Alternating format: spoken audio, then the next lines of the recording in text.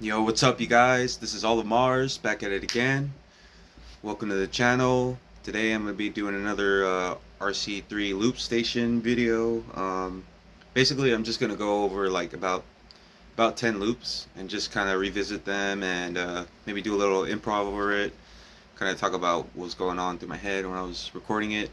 So yeah, it's just a fun little thing I like to do. I started recording on the loop station probably 2017, so almost every slot's filled up. So yeah, a lot has changed since then. I mean, honestly, you're probably like who the fuck is this guy? Like like, well, who cares? Like, but I'm just putting my 2 cents out there. um, I just love to jam, I love to riff. That's pretty much it. I've never toured, anything like that. I just love doing it. So, anyways, yeah, I'm just gonna go with today. We're on track 60, so pretty much over halfway there, which is cool. Um, so yeah, and today it's a little hot out, so I'm refreshing with a little bit of G Fuel. I love G Fuel. Um, so yeah, I felt it was appropriate to be sipping on some of this watermelon mint. It's really good. If you like watermelon, um, the mint is more or less like a taste, like an aftertaste, but it's really good.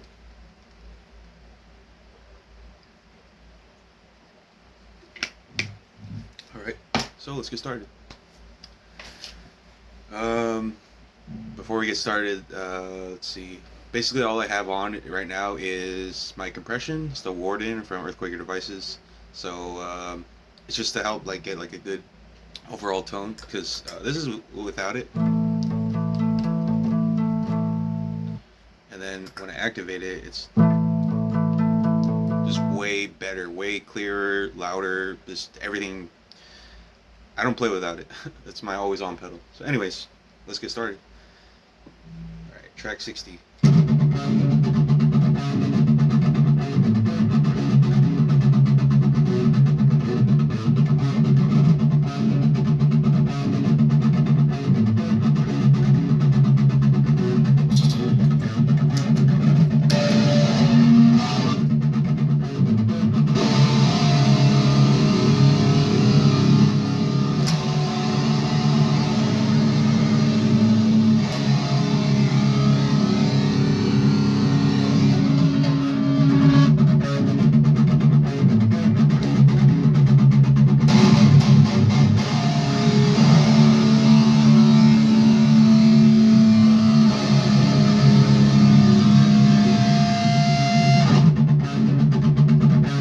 So for this one, this is a riff that my brother wrote. Pretty sure he was just getting it down to kind of more or less like just record an idea, because the tone it just sounds almost like maybe a little bit of distortion or some overdrive. It's not really like that heavy final tone. But yeah, it's a solid riff, decent riff. Oh, also, because I have for a while I was using the Plumes pedal, which is an overdrive from Earthquaker Devices. Get one if you haven't already. It's just awesome. But they came out with the Blooms after that, and I replaced where my Plumes was, and I switched it with the Blooms. And I was like, damn, where am I gonna put my Plumes? Like, kind of just swapped it out. But I actually ended up putting it at the very end of my signal chain, because, and I'll show you like this as an example.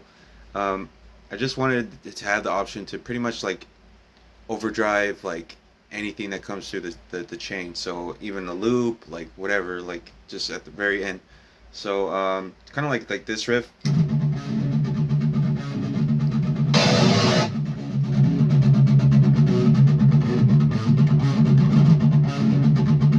So right now I'm about to activate the Plumes, which is gonna kind of crunch it up a little bit.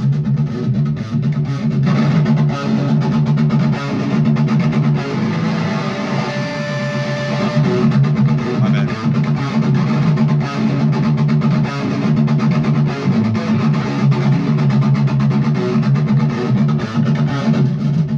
So you can kind of tell like when I add add the plumes, it just kind of beefs it up, it gives it a little bit more of a boost and a little bit more crunch.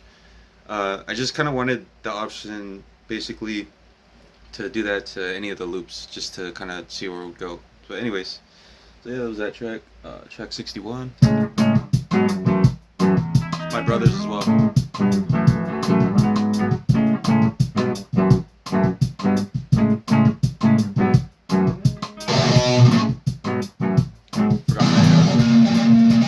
Forgot my distortion was on.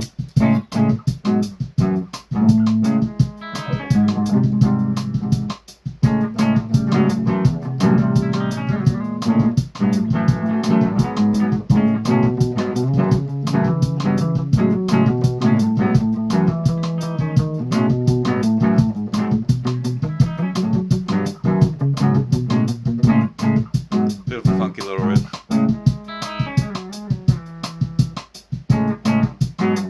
Yeah, it's crazy. Like, I haven't really been through these riffs in a while, and I feel like even with my brother, like these things have just changed, like in the way he plays, and me too. Like it's like a progression. So yeah, it's just interesting to hear. And plus, like when we were recording a lot of these, I didn't have half of the effects I have now. I mean, I have like a bullshit pedal, the Rainbow Machine. Like, who needs it? But it's like I had to have it. But I got like the bass mono synth and the Dabs Canyon. But if you don't have that many pedals, if you kind of just have a looper or whatever, please, like, don't let that like stop you from being creative, because a lot of the stuff that I made, I did it without a lot of the effects that I do play with today. It's more like for fun. Like, so basically I'll write a riff and I'll just add flavor to it. I'll throw on the Rainbow Machine, maybe the Canyon, the Depths, just to kind of like give it more of like a, just to kind of like not boost the sound, but just give it more life, like give it more flavor. So I feel like if you can write a solid riff and play it with minimal to like no effects, no crazy delays, no reverbs and stuff, like if it sounds solid, if anything, you can make it sound even cooler just by adding effects over that. So if I had any advice, I would just say, write a riff that you're proud of, that if anything that you could probably play on acoustic. I mean, it doesn't go for everything. Like if it's metal, like you need distortion, okay? Like you need all that shit. But like yeah, like if you can play a riff on acoustic and you like it, like it's gonna sound even cooler on electric. So at the end of the day, it is all about the riff. It's kind of why I don't really play with a lot of delay, because I don't really want to use that as like, oh, I can't play this riff without the eighth notes or whatever in the background. I'm not knocking it either. Some really great riffs have been written with delay. So that's just like my 2 cents about it. Track 62.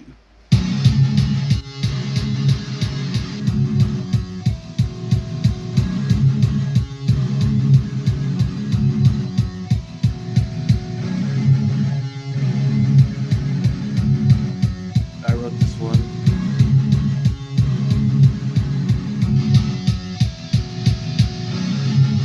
Yeah, for this one, I felt like it was a good, a really good like intro. I don't know, for some reason it makes me think of like,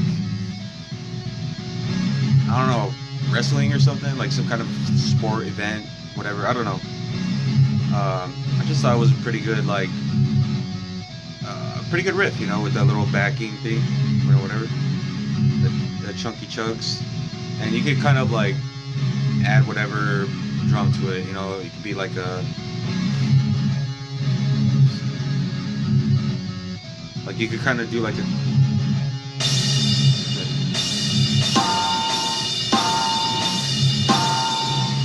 yeah, you know what I mean. Or you can like double time it and stuff like that. So yeah. All right, track 63. Another one of my riffs.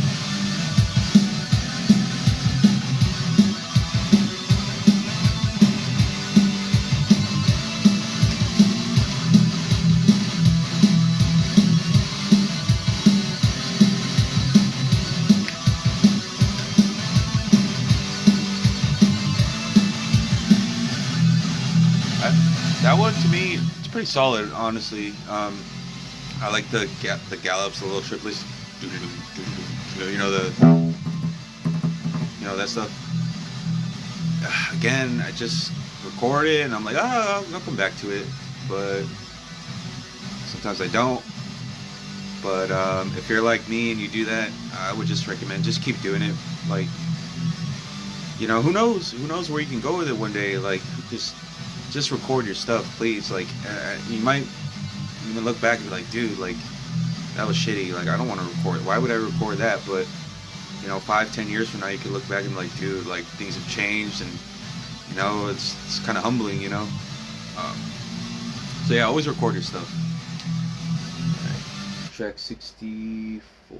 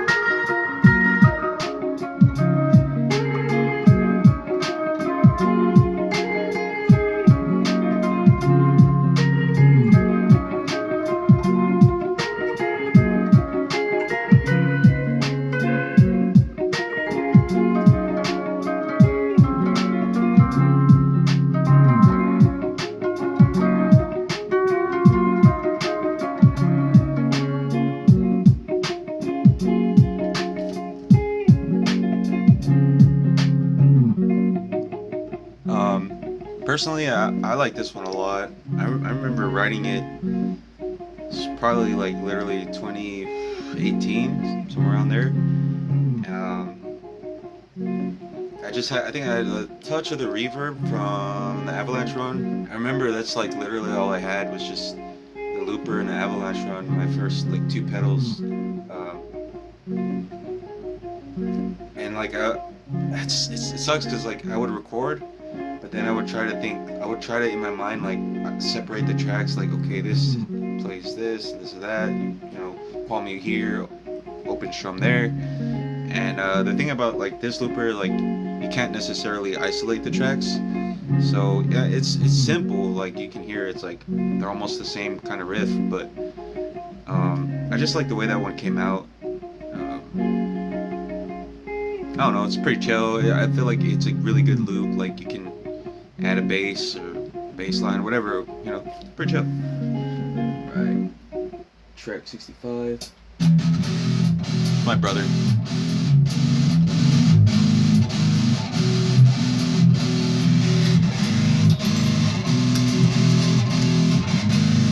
Haven't really heard it, honestly.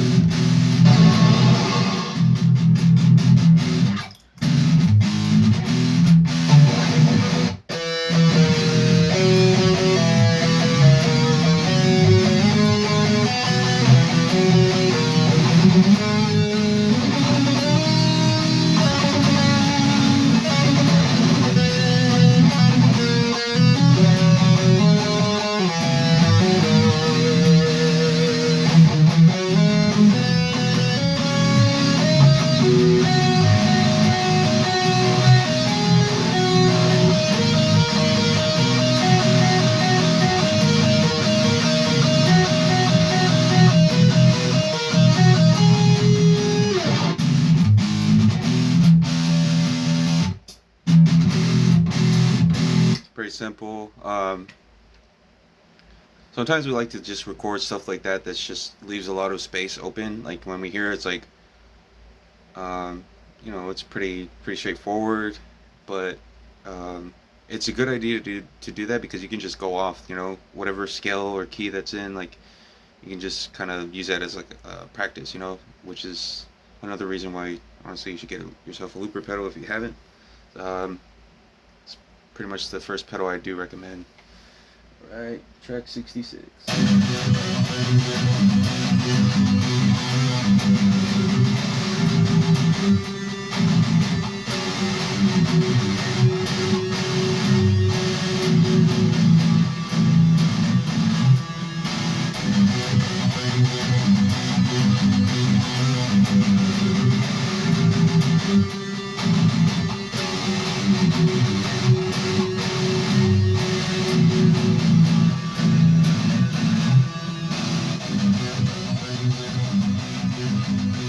I remember this was one of the first like layered loops that I made on this, and I was like, I would listen back to them like, dude, like this is, I'm onto something, you know.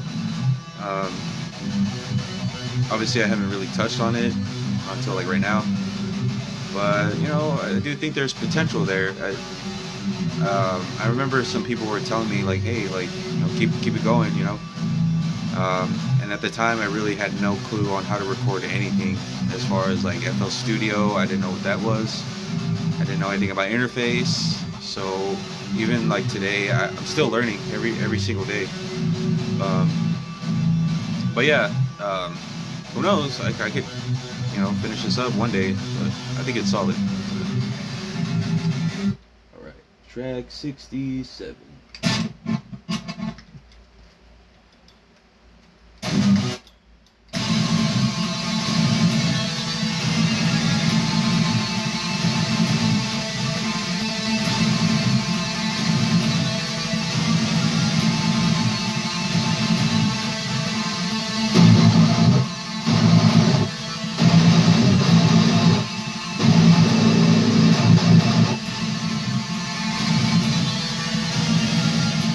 Definitely deathcore vibes, like some kind of, I don't know,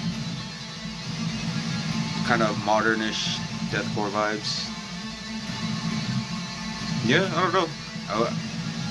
I just wanted to get this down, and it's all right, you know. Like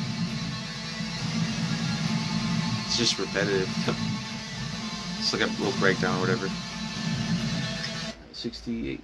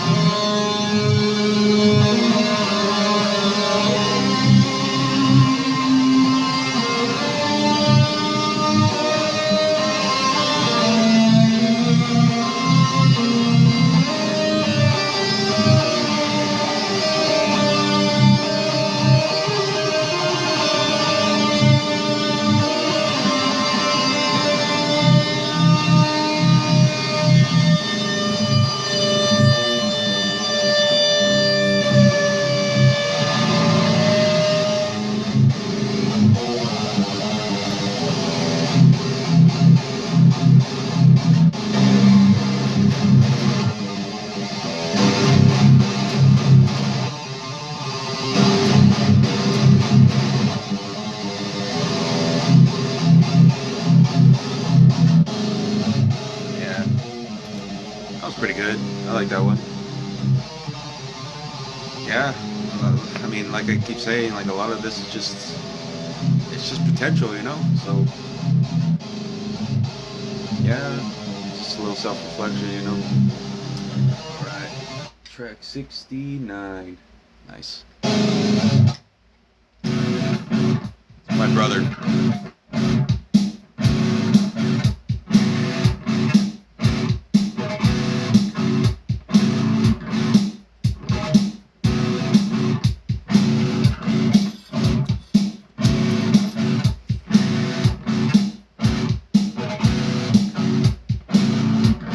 It just one note.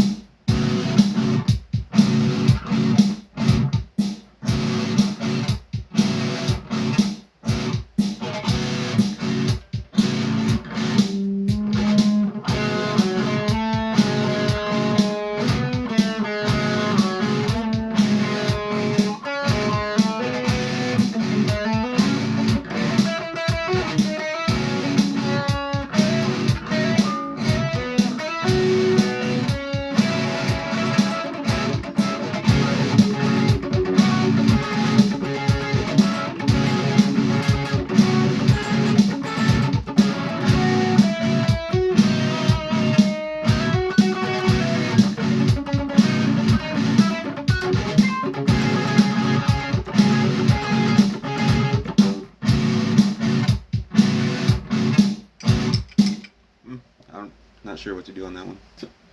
All right, track 70.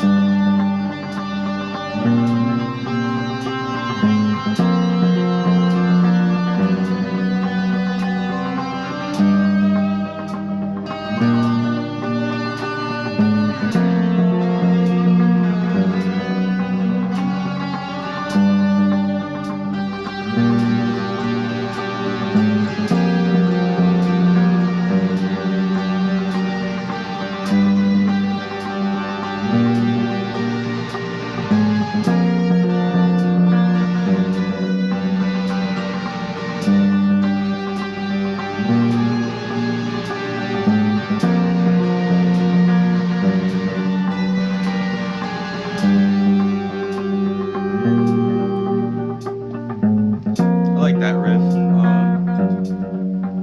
I just remember that I did drop D tuning for that one specifically, so I was using a little bit of delay and